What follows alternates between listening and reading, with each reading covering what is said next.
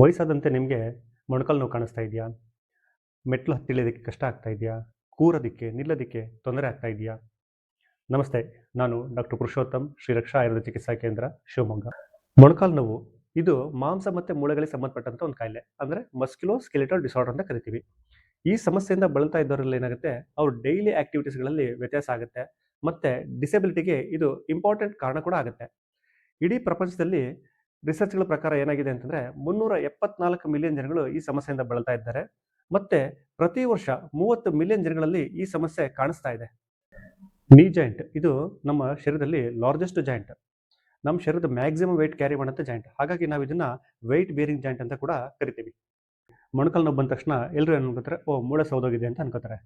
ಆದರೆ ನೆನಪಿರಲಿ, ಮೂಳೆ ಸವಿಯೋದ್ರ ಜೊತೆಗೆ ಸಾಕಷ್ಟು ಬೇರೆ ಕಾರಣಗಳು ಕೂಡ ಇರ್ತವೆ. ಒಂದು ಜಾಯಿಂಟ್ ಫಾರ್ಮೇಷನ್ ಆಗಬೇಕಂದ್ರೆ ಬರೀ ಮೂಳೆಯಿಂದನೇ ಆಗಲ್ಲ. ಅದ್ರ ಜೊತೆಗೆ ಮಾಂಸಖಂಡಗಳು ಮತ್ತು ligaments, tendons, synovial fluid, synovial membrane ಈ ಥರದ ಅಂಶಗಳು ಸೇರಿ ಒಂದು ಜಾಯಿಂಟ್ ಫಾರ್ಮೇಷನ್ ಆಗಿದೆ. ಪ್ರತಿ ಮೂಳೆಯ ಕೊನೆಯಲ್ಲಿ ಅಂದರೆ ಜಾಯಿಂಟ್ ಫಾರ್ಮೇಷನ್ ಮಾಡೋಂಥ ಪ್ಲೇಸಲ್ಲಿ ಒಂದು ಸ್ಪೆಷಲ್ ಕನೆಕ್ಟಿವ್ ಟಿಶ್ಯೂ ಇರುತ್ತೆ. ಅದನ್ನು ನಾವು ಕಾರ್ಟ್ಲೇಜ್ ಅಂತ ಕರಿತೀವಿ. ಈ ಕಾರ್ಟ್ಲೇಜ್ ಏನು ಮಾಡುತ್ತೆ ಅಂತಂದರೆ ಜಾಯಿಂಟ್ ಮೂವ್ಮೆಂಟ್ ಆಗಬೇಕಾದ್ರೆ ಫ್ರಿಕ್ಷನ್ಸ್ನ ಅವಾಯ್ಡ್ ಮಾಡುತ್ತೆ. ಇನ್ನು ಮಂಡಿನಲ್ಲಿ ಒಂದು ಸ್ಪೆಷಲ್ ಆಗಿರೋಂಥ ಇನ್ನೊಂದು ಕಾರ್ಟ್ಲೇಜ್ ಇರುತ್ತೆ. ಅದನ್ನು ನಾವು ಮೆನಿಸ್ಕಸ್ ಅಂತ ಕರಿತೀವಿ. ಇದು ಆಲ್ಮೋಸ್ಟ್ ಶಾಕ್ ಅಬ್ಸರ್ವ್ ಥರ ಆ್ಯಕ್ಟ್ ಮಾಡ್ತಾ ಇರುತ್ತೆ. ಇನ್ನು ನಮ್ಮ ತೈಯಿಂದ ಬಂದಿರೋಂಥ ಕೆಲವು ಮಸ್ಕ್ಯುಲರ್ ಸ್ಟ್ರಕ್ಚರ್ಸ್ಗಳು ಇರ್ತವೆ. ಈ ಮಸ್ಕ್ಯುಲರ್ ಸ್ಟ್ರಕ್ಚರ್ಸ್ಗಳು ಕೂಡ ಏನು ಮಾಡುತ್ತೆ ಅಂತಂದರೆ ಜಾಯಿಂಟ್ನ ಫ್ಲೆಕ್ಷನ್ ಮಾಡೋದಕ್ಕೆ, ಎಕ್ಸ್ಟೆನ್ಷನ್ ಮಾಡೋದಕ್ಕೆ, ಅಂದರೆ ಮಡ್ಚೋದಕ್ಕೆ ಮತ್ತು ಉದ್ದ ಮಾಡೋದಕ್ಕೆ ತುಂಬ ಅನುಕೂಲ ಮಾಡುತ್ತೆ. ನನ್ನ ಚಿಕಿತ್ಸಾ ಕೇಂದ್ರದಲ್ಲಿ ಹೆಚ್ಚಾಗಿ ಮೊಣಕಾಲು ನೋವಿನ ಪೇಷಂಟ್ಗಳಲ್ಲಿ ಕಾರ್ಟ್ಲೇಜ್ ಡ್ಯಾಮೇಜ್ ಅಂತಂದರೆ ಓಸ್ಟಿಯೋಆರ್ಥರೈಟಿಸ್ ಆಫ್ ನೀ ಪೇಷಂಟ್ಸ್ಗಳನ್ನ ಹೆಚ್ಚಾಗಿ ನೋಡ್ತಾ ಇರ್ತೀವಿ. ಈ ಓಸ್ಟಿಯೋಆರ್ಥರೈಟಿಸ್ ಆಫ್ ನೀ ಏನಿದೆ, ಇದನ್ನು ನಾವು ಮೈಲ್ಡ್, ಮಾಡ್ರೇಟ್, ಸಿವಿಯರ್ ಅಂತ ಅಂದ್ಬಿಟ್ಟು ಸ್ಟೇಜಸ್ ಆಗಿ ಪರಿಗಣಿಸ್ತೀವಿ. ಈ ಎಲ್ಲ ಸ್ಟೇಜ್ಗಳಲ್ಲೂ ಕೂಡ ಏನಾಗುತ್ತೆ, ಪೇಯ್ನ್, ಸ್ವೆಲ್ಲಿಂಗ್, ಸ್ಟಿಫ್ನೆಸ್ ಮತ್ತು ಲಿಮಿಟೆಡ್ ರೇಂಜ್ ಆಫ್ ಮೂಮೆಂಟ್ಸ್ ಕಾಣಿಸುತ್ತೆ. ಕೆಲವು ಸ್ಟೇಜಸ್ಗಳಲ್ಲಿ ಕಡಿಮೆ ಇರುತ್ತೆ, ಕೆಲವು ಸ್ಟೇಜಸ್ಗಳಲ್ಲಿ ಜಾಸ್ತಿ ಇರುತ್ತೆ. ಸಾಕಷ್ಟು ಪೇಷಂಟ್ಸ್ಗಳು ಅವ್ರ ಮೊಣಕಾಲಲ್ಲಿ ಶಬ್ದ ಬರೋದನ್ನು ಗಮನಿಸಿರ್ತಾರೆ. ಈ ಶಬ್ದನ ನಾವು ಮೆಡಿಕಲಿ ಕ್ರೆಪಿಟಸ್ ಅಂತ ಕರಿತೀವಿ. ಇಲ್ಲಿ ಒಂದು ಬೋನು ಮತ್ತು ಇನ್ನೊಂದು ಬೋನು ಎರಡು ಫ್ರಿಕ್ಷನ್ ಆಗ್ತಾ ಇರುತ್ತೆ. ಈ ಫ್ರಿಕ್ಷನ್ ಆಗೋದ್ರಿಂದನೇ ಈ ಥರದ್ದು ಶಬ್ದ ಬರ್ತಾ ಇರುತ್ತೆ. ಇನ್ನು ಕೆಲವು ಪೇಷಂಟ್ಸ್ಗಳಲ್ಲಿ ಮಸಲ್, ಟೆಂಡಾನ್, ಲಿಗಮೆಂಟ್ ಇವುಗಳ ಎಲಾಸ್ಟಿಸಿಟಿ ಹೊರಟೋಗ್ಬಿಟ್ಟು ಆ joint range of movement restrict ಆಗಿರುತ್ತೆ. ಈ ಮಂಡಿ ನೋವಿನ ಸಂದರ್ಭದಲ್ಲಿ ಅರ್ಲಿ ಟ್ರೀಟ್ಮೆಂಟ್ ಅನ್ನೋದೇನಿದೆ, ಇದು ತುಂಬ ಅನುಕೂಲವಾಗುತ್ತೆ. ಎಲ್ಲ ಪೇಷಂಟ್ಸ್ಗಳು ಪೇಯ್ನ್ ಮತ್ತು ಸ್ಟಿಫ್ನೆಸ್ನ ಮಿನಿಮೈಸ್ ಮಾಡೋದಕ್ಕೆ ಯೋಚನೆ ಮಾಡ್ತಾ ಇರ್ತಾರೆ. ಮತ್ತು ರೇಂಜ್ ಆಫ್ ಮೋಷನ್ನು ಮತ್ತು ಮೊಬಿಲಿಟಿನ ಮ್ಯಾನೇಜ್ ಮಾಡೋದಕ್ಕೆ ಪ್ರಯತ್ನ ಮಾಡ್ತಾ ಇರ್ತಾರೆ. ಸಾಧ್ಯವಾದಷ್ಟು ಡಿಸೆಬಿಲಿಟಿನ ಅವಾಯ್ಡ್ ಮಾಡೋಕ್ಕೆ ಪ್ರಯತ್ನ ಪಡ್ತಾ ಇರ್ತಾರೆ. ಹಾಗಾದರೆ ಈ ಮೊಣಕಾಲು ನೋವು ಓಸ್ಟಿಯೋಆರ್ಥರೈಟಿಸ್ ಆಫ್ ನೀನ ನಾವು ಹೇಗೆ ಮ್ಯಾನೇಜ್ ಮಾಡ್ಬೋದು? ಎಲ್ರಿಗೂ ಗೊತ್ತು, prevention is better than cure ಅಂತ. ಮಂಡಿ ನೋವಿನಲ್ಲಿ ರೆಸ್ಟ್ ಮತ್ತು ಆ್ಯಕ್ಟಿವಿಟೀಸ್ ಇವೆರಡರ ಮೇಲೆ ಬ್ಯಾಲೆನ್ಸ್ ಇರಬೇಕು. ನೀವೇನಾದ್ರು ಅತಿಯಾದ ವ್ಯಾಯಾಮ ಅಥವಾ ಅತಿಯಾದ ಆ್ಯಕ್ಟಿವಿಟೀಸ್ ಮಾಡ್ತಾ ಇದ್ದರೆ ಇನ್ಫ್ಲಮೇಷನ್ ಆಗೋಂಥ ಚಾನ್ಸಸ್ ತುಂಬ ಇರುತ್ತೆ.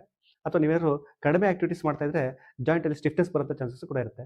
ಇನ್ನು ಕೆಲವರು ಏನು ಮಾಡ್ತಾ ಇರ್ತಾರೆ, ಹೈ ಇಂಪ್ಯಾಕ್ಟ್ ಆ್ಯಕ್ಟಿವಿಟೀಸ್ ಮಾಡ್ತಾ ಇರ್ತಾರೆ. ಅಂದರೆ ರನ್ನಿಂಗ್, ಜಾಗಿಂಗ್ಸ್ ಇದನ್ನು ನೀವು ನಿಧಾನವಾಗಿ ಸೈಕ್ಲಿಂಗ್ ಅಥವಾ ಸ್ವಿಮ್ಮಿಂಗ್ ಈ ಥರದಕ್ಕೆ ಶಿಫ್ಟ್ ಮಾಡಿಕೊಂಡ್ರೆ, ಅಂದರೆ ಲೋ ಇಂಪ್ಯಾಕ್ಟ್ ಆ್ಯಕ್ಟಿವಿಟೀಸ್ಗೆ ಶಿಫ್ಟ್ ಮಾಡ್ಕೊಳ್ಳೋದು ತುಂಬ ಒಳ್ಳೆಯದು. ಇನ್ನು ಸ್ಟ್ರೆಚಿಂಗ್ ಎಕ್ಸಸೈಸ್ ಅಥವಾ ಸ್ಟ್ರೆಂಥನಿಂಗ್ ಎಕ್ಸಸೈಸ್ ಏನಿದೆ, ಇದನ್ನು ಮಾಡೋದ್ರಿಂದ ಮಸ್ಕ್ಯುಲರ್ ಸ್ಟ್ರಕ್ಚರ್ಸ್ಗಳೇನಿದೆ, ಅಂದರೆ ಜಾಯಿಂಟ್ ಸರೌಂಡಿಂಗಲ್ಲಿರೋಂಥ ಮಸ್ಕ್ಯುಲರ್ ಸ್ಟ್ರಕ್ಚರ್ಸು ಸ್ಟ್ರಾಂಗ್ ಆಗುತ್ತೆ. ಇದು ಕೂಡ ಮಂಡಿ ನೋವನ್ನ ದೂರ ಮಾಡೋದಕ್ಕೆ ತುಂಬ ಸಹಾಯ ಮಾಡುತ್ತೆ. ಇನ್ನು ಈ ಮಂಡಿ ನೋವು ಒಬೇಸ್ ಪರ್ಸನ್ಸ್ಗಳಲ್ಲಿ ಅಥವಾ ಓವರ್ ವೇಟ್ ಇರೋಂಥ ಪರ್ಸನ್ಸಲ್ಲಿ ಹೆಚ್ಚಾಗಿ ಕಾಣುತ್ತೆ. ಈ ಪರ್ಸನ್ಸ್ಗಳಲ್ಲಿ ವೆಯ್ಟ್ ಲಾಸ್ ಮಾಡೋದ್ರಿಂದ ಮಂಡಿ ನೋವನ್ನ ಮ್ಯಾನೇಜ್ ಮಾಡೋದಕ್ಕೆ ತುಂಬ ಸಹಾಯ ಆಗುತ್ತೆ. ಹಾಗಾಗಿ ವೆಯ್ಟ್ ಲಾಸ್ ಅನ್ನೋದು ತುಂಬ ಇಂಪಾರ್ಟೆಂಟ್. ಇದನ್ನು ನೀವು ಮಾಡಬೇಕು ಅಂತಂದರೆ ನೀವು ಎಕ್ಸ್ಪರ್ಟ್ ಅಥವಾ ಕ್ವಾಲಿಫೈಡ್ ಡಾಕ್ಟರ್ಸ್ ಯಾರಿದ್ರೆ ಅವ್ರ ಸಜೆಷನ್ ತೊಗೊಂಡು ವೆಯ್ಟ್ ಲಾಸ್ ಬಗ್ಗೆ ಪ್ಲ್ಯಾನ್ ಮಾಡ್ಕೊಳ್ಳಿ. ಈ ಮೊಣಕಾಲು ನೋವು ಅಥವಾ ಮಂಡಿ ನೋವು ಇರೋಂಥ ಪೇಷಂಟ್ಸ್ಗಳಲ್ಲಿ ಮೆಟ್ಲುಗಳದೇ ಒಂದು ದೊಡ್ಡ ಸಮಸ್ಯೆ. ಆಫೀಸ್ ಇರ್ಬೋದು ಅಥವಾ ಮನೆ ಇರ್ಬೋದು, ಎಲ್ಲ ಕಡೆಗೂ ಸರ್ವಸಾಮಾನ್ಯವಾಗಿ ಮೆಟ್ಲುಗಳು ಇದ್ದೇ ಇರುತ್ತೆ. ಈ ಮೆಟ್ಲು ಹತ್ತಬೇಕಾದ್ರೆ ಈ ಥರದ ಪೇಷಂಟ್ಸ್ಗಳಿಗೆ ನೋವು ತುಂಬನೇ ಇರುತ್ತೆ. ಹಾಗಾಗಿ ನೀವು ಒಂದು ಚಿಕ್ಕ ಕ್ರಮನ ಅನುಸರಿಸಿದ್ರೆ ಈ ನೋವನ್ನ ಚೆನ್ನಾಗಿ ಮ್ಯಾನೇಜ್ ಮಾಡ್ಬೋದು. ಹೇಗೆ ಅಂತಂದರೆ, ನಿಮಗೆ ಯಾವ ಕಾಲಲ್ಲಿ ನೋವು ಕಡಿಮೆ ಇರುತ್ತೆ ಅಥವಾ ನೋವು ಇರೋದಿಲ್ಲ, ಆ ಕಾಲನ್ನ ಮೆಟ್ಲು ಹತ್ತುವಾಗ ಮೊದಲು ಬಳಸಿ, ನಂತರ ಆ ಮೆಟ್ಲ ಮೇಲೆ ನಿಲ್ಲಿ. ನಂತರ ಇದೇ ಕ್ರಮನ ನೀವು ಅನುಸರಿಸ್ತಾ ಹೋದರೆ ನೋವನ್ನ ಮ್ಯಾನೇಜ್ ಮಾಡ್ಬೋದು. ಜೊತೆಯಲ್ಲಿ ಮೆಟ್ಲು ಪಕ್ಕ ರೈಲಿಂಗ್ಸ್ ಇರುತ್ತೆ. ಈ ರೈಲಿಂಗ್ಸ್ ನೀವು ಕೈ ಹಿಡಿದು ಹತ್ತಬೇಕಾದ್ರೆ ಏನಾಗುತ್ತೆ, ಬಾಡಿ ವೆಯ್ಟ್ ಕೈ ಮುಖಾಂತರನೂ ಟ್ರಾನ್ಸ್ಫರ್ ಆಗೋದ್ರಿಂದ ಮಂಡಿ ಮೇಲೆ ವೆಯ್ಟ್ ಕಡಿಮೆ ಆಗಿ ನೋವನ್ನ ಕಡಿಮೆ ಮಾಡೋದಕ್ಕೆ ಅಥವಾ ಮ್ಯಾನೇಜ್ ಮಾಡೋದಕ್ಕೆ ತುಂಬ ಅನುಕೂಲ ಆಗುತ್ತೆ. ಇನ್ನು ಆಯುರ್ವೇದದಲ್ಲಿ ಈ ಮೊಣಕಾಲು ನೋವನ್ನ ಮ್ಯಾನೇಜ್ ಮಾಡೋದಕ್ಕೆ ಸಾಕಷ್ಟು ಚಿಕಿತ್ಸಾ ಕ್ರಮಗಳಿದ್ದಾವೆ. ಅದರಲ್ಲಿ ಅಭ್ಯಂಗ ಮತ್ತು ಸ್ವೇದ, ಜಾನುಬಸ್ತಿ, ಅಗ್ನಿಕರ್ಮ, ಪಂಚಕರ್ಮ ಚಿಕಿತ್ಸೆಗಳು ಮತ್ತು ಸಾಕಷ್ಟು ಔಷಧಿಗಳು, ಅಂದರೆ ಶಮನೌಷಧಿಗಳು ತುಂಬ ಇದ್ದಾವೆ. ಇವುಗಳನ್ನು ಯೂಸ್ ಮಾಡೋದ್ರಿಂದ ಕ್ವಾಲಿಟಿ ಆಫ್ ಲೈಫ್ನ ಇಂಪ್ರೂವ್ ಮಾಡಿ ಈ ಡಿಸೆಬಿಲಿಟೀಸ್ಗಳನ್ನು ದೂರ ಮಾಡ್ಬೋದು. ನಾನು ನನ್ನ ಚಿಕಿತ್ಸಾ ಕೇಂದ್ರದಲ್ಲಿ ಪ್ರತಿದಿನ ಕೂಡ ಈ ಮೊಣಕಾಲು ನೋವಿನ ಪೇಷಂಟ್ಸ್ಗಳನ್ನ ನೋಡ್ತಾ ಇರ್ತೇವೆ ಮತ್ತು ಹಾಗೆ ಚಿಕಿತ್ಸೆ ಕೂಡ ಮಾಡ್ತಾ ಇರ್ತೇವೆ. ಒಂದು ಕಾಯಿಲೆಗೆ ಚಿಕಿತ್ಸೆ ಯಶಸ್ವಿಯಾಗಬೇಕು ಅಂತಂದರೆ ಪೇಷಂಟ್ಸ್ಗಳು ಕಾಯಿಲೆಯ ಯಾವ ಹಂತದಲ್ಲಿ ಚಿಕಿತ್ಸೆ ಪಡಿತಾರೆ ಅನ್ನೋದು ತುಂಬ ಇಂಪಾರ್ಟೆಂಟ್ ಆಗುತ್ತೆ. ಹಾಗಾಗಿ ನಿಮ್ಮ ಮೊಣಕಾಲಿನ ಒಂದು ಚಿಕ್ಕದಾದ ನೋವು ಅಥವಾ ಸಮಸ್ಯೆಯನ್ನು ನಿರ್ಲಕ್ಷಿಸದೆ ನುರಿತ ವೈದ್ಯರನ್ನ ಸಂಪರ್ಕ ಮಾಡಿ ಅದಕ್ಕೆ ಸೂಕ್ತವಾದ ಪರಿಹಾರನ ಕಂಡುಕೊಳ್ಳಿ. ಧನ್ಯವಾದಗಳು.